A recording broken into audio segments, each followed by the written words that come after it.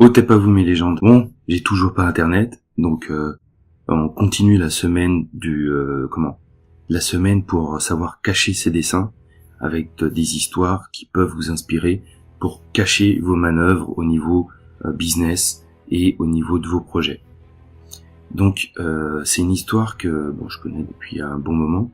C'est l'histoire de Caius. Alors je vais chercher le nom exact. C'est Caius. Attendez, je vais chercher la référence. C'est Caius Laelinus. En fait, alors qu'il se rendait à Syphax, il voulait pouvoir espionner justement en tant qu'ambassadeur.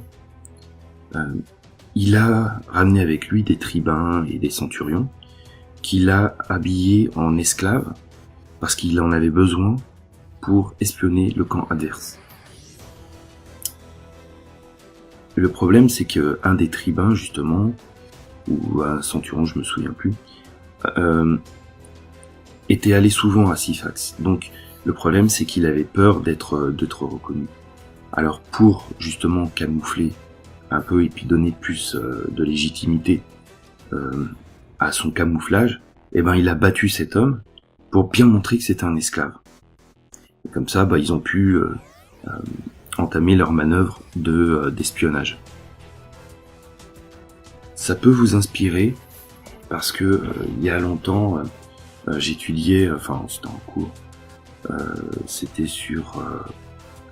sur la manipulation de l'espionnage fait par des stagiaires chinois. En fait, les stagiaires venaient en France sur dans des entreprises bancaires, dans des entreprises technologiques. Et en fait, ils prenaient ils avaient le statut de stagiaire.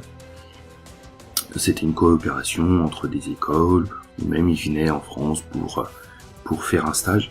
Et en fait, ils venaient pour espionner.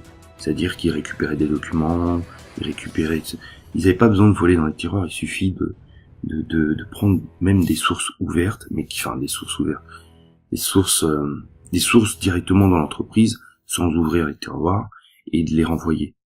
Il y en a qui récupéraient vraiment des plans, des systèmes, etc. Mais voilà, en général, c'était ça. Et pour camoufler leur dessin, ils ont envoyé des stagiaires. Mais en fait, c'était des espions, des gens qui étaient là pour récupérer de l'information. Donc voilà, c'est une histoire à méditer. J'espère que cette petite histoire va vous plaire. Vous a plu. Bon, je voulais vous raconter une autre histoire, mais bon, des petites histoires comme ça, un peu tous les jours, ça peut être pas mal. C'est peut-être un nouveau format à mettre en route. Donc, serrez les rangs et restez unis.